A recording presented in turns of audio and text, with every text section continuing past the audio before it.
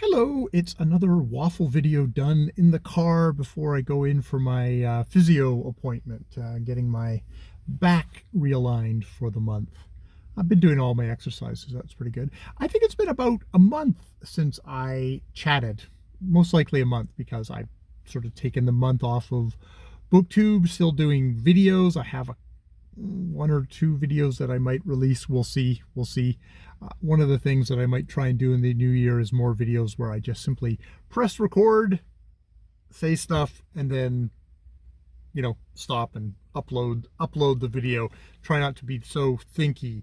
It's kind of a combination of doing those kind of videos and then doing videos which are more sort of thought through and narrower topics, stuff like that. That's vague. Those are vague thoughts or themes that are maybe coming up for me for the new year. So yeah. For me myself, December, got through another birthday. I got through Christmas. Christmas was actually quite nice. Most of our Christmas stuff happened actually before Christmas, which is good because we got, I think as everybody else did, got a ton of snow more close to Christmas. But a little bit earlier than that, my brother-in-law, sister-in-law, and little niece came over, and we went over to Bouchard Gardens, which apparently is the thing that Victoria is known for, these very beautiful gardens. And they put on all these Christmas light display in the gardens in December. And it's really quite the thing. Quite beautiful. Little niece was really enjoyed it. It's one of these things of you need people to come from out of town, so you'll actually enjoy, things within your own area, which you don't kind of pay attention to because you're too busy, scraping by and working and doing booktube videos or other stuff to actually kind of get out and do. So that was really nice. And yeah, it was like about a week or two after that there was tons of snow. I was snowed in. I ended up having an involuntary week off of work because I just simply couldn't get to work. Lots of shoveling snow, which surprisingly my back feels pretty good. We on the reading front, man, I started and then DNF'd a bunch of nonfiction books. I think the most kind of emblematic of that was An Immense World. Is it Immense World? Something like that. It's something like that. It'll be down below, which is all about kind of the animal sensory world, of how the animal sensory world is so different from the human sensory world, and like how basically, how human beings, how we take in the world through our senses is only one thin slice of what the actual world is. And it's a really good book, but and it was filled with all these interesting facts and interesting knowledge and stuff like that. But it's like my brain was this leaking sieve, and I would pour in all these interesting facts, and a day or two later they would have it all ran out again. It was just like this deluge of cool, really interesting facts after facts.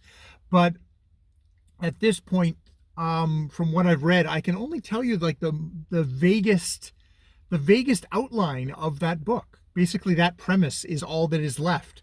And as I was reading along, I just got frustrated that it's just like, I'm not remembering any of this. None of this is going to stay in my head. And so I ended up stopping reading the book, which is a shame because, I mean, it's a really good book. I would totally recommend it to somebody who can appreciate it more than I. But it was just one of these things of like, that's the thing of, when I read a fiction book, I really remember stories. I really remember narratives.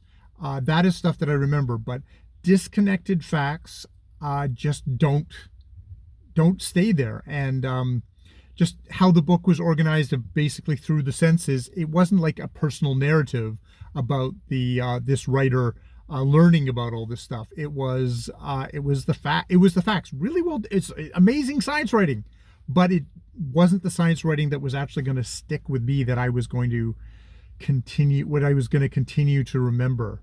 So yeah. Yeah, and I definitely, I read some kind of comfort reads. I'm reading some of the Glenn Cook's The Black Company, Bleak Seasons, which I think is a later book in his grim dark thing. I'm struggling through The Gray Bastards at the moment by Jonathan French, which is, I think, unfortunately, might be a bad example of grim dark, where grim dark fantasy, where the grim dark part of it is a lot of misogyny and violence against women, which isn't to say that I think that Jonathan French is a misogynist or someone who is endorsing violence against women, but that it's just like conceptually that's what the book is based on. The bastards are bastards because orcs have raped women, and that's where they're based on. And it's just a continuing thread through this very machismo society of half orc soldiers, who make gay jokes about, like, oh, you're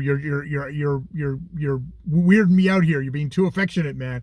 And it's just it's like, it's really well written, great great action scenes and things like that. But I think I'm gonna read this first full volume, which is told from the perspective of Jackal, one orc.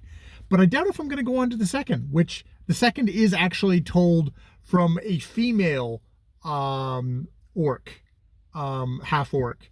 But I just don't think I can. I don't think I can go on with this series. Yeah, yeah, yeah, yeah.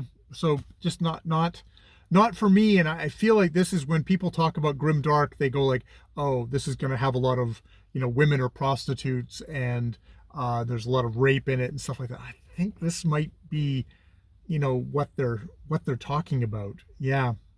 All right. I'm going to stop there. This is, I got to get to my appointment, and that would be a good idea. All right. I've been Jay. More videos later.